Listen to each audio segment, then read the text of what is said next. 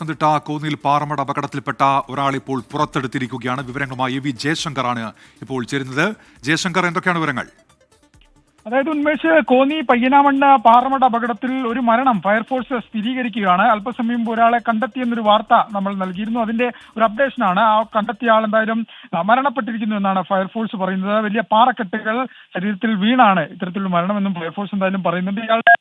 ഈ തൊഴിലാളിയുടെ ശരീരം ഫയർഫോഴ്സ് ഉദ്യോഗസ്ഥർ പുറത്തെടുത്തു. ആ ഘട്ടത്തിൽ നമുക്ക് ലഭ്യമാകുന്ന വിവരമാണ് ഇയാൾക്ക് ജീവനില്ല എന്നാണ് ഫയർഫോഴ്സ് എന്തായാലും വ്യക്തമാക്കുന്നത്. ഈ അപകടത്തിൽ ഒരു മരണം എന്തായാലും ഇപ്പോൾ പുറത്തു വരികയാണ്. ഈ ആശുപത്രിയിലെത്തി സാങ്കേതിക നടപടികൾ പൂർത്തിയാക്കി വേണം മരണം സ്ഥിരീകരിക്കാൻ. എന്തായാലും പ്രാഥമികമായി ലഭ്യമാകുന്ന ഫയർഫോഴ്സിൽ നിന്നുൾപ്പെടെ ലഭ്യമാകുന്ന വിവരങ്ങൾ അനുസരിച്ച് ഈ പയ്യനാമണ്ണ പാറമട അപകടത്തിൽ ഒരു മരണം, ഒരു അന്യസംസ്ഥാന തൊഴിലാളിയുടെ, അതിഥി തൊഴിലാളിയുടെ മരണം സ്ഥിരീകരിക്കുന്നു. ഇത് ആരാണ്, എന്താണ് എന്നുൾപ്പെടെയുള്ള കാര്യങ്ങൾ ഈ ആശുപത്രിയിലെത്തി പോലീസ് ഉൾപ്പെടെ വന്നതിന് ശേഷം മാത്രമായിരിക്കും സ്ഥിരീകരിക്കാനാകുക. രണ്ടുപേരാണ് ഈ അപകടത്തിൽ കുടുങ്ങിക്കിടക്കുന്നു എന്നൊരു പ്രാഥമികമായിട്ട് ആ ഘട്ടത്തിൽ ലഭ്യമായ വിവരം. ഇനി ഒരാൾക്ക് കൂടി വേണ്ടിയുള്ള തിരച്ചിലാണ് ഇപ്പോൾ ഇവിടെ പുരോഗമിക്കുന്നത്. ഈ തിരുവല്ലയിൽ നിന്ന് NDRF സംഘം ഉൾപ്പെടെ എത്തിക്കൊണ്ട് ഈ തിരച്ചിൽ തുടരുമെന്നാണ് ഫയർഫോഴ്സ് ഉൾപ്പെടെ നിലവിൽ അറിയിക്കുന്നത്. ഈ അപകടവുമായി ബന്ധപ്പെട്ട് ആദ്യ മണിക്കൂറുകളിൽ തന്നെ ഫയർഫോഴ്സ് അവിടെ എത്തിയെങ്കിലും നിരന്തരമായി ഈ കോറിയിൽ നിന്ന് പാറക്കെട്ടുകൾ ഈ അപകടമുണ്ടായ സ്ഥലത്തേക്ക് ഉൾപ്പെടെ വീഴുന്നത് രക്ഷാപ്രവർത്തനത്തിന് വലിയ പ്രതിസന്ധിയായിരുന്നു. പിന്നീട് കുറെ മണിക്കൂറുകൾ കഴിഞ്ഞാണ് ഫയർഫോഴ്സ് ഇത്തരത്തിൽ ഹിറ്റാച്ചി ഉൾപ്പെടെ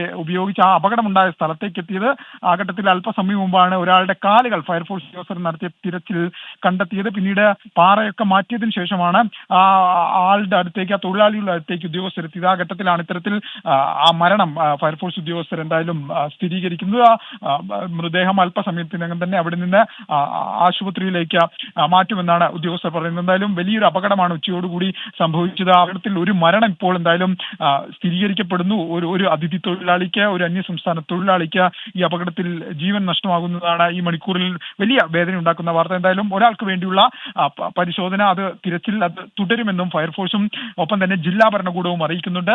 ഈ NDRFന്റെ ഒരു സംഘം, നിലവിൽ 27 പേരടങ്ങുന്ന ഒരു സംഘം തിരുവല്ലയിൽ നിന്ന് കോന്നിയിലേക്ക് പുറപ്പെട്ടിട്ടുണ്ട്. അവർ അല്പസമയത്തിനകം തന്നെ അവിടെ എത്തും.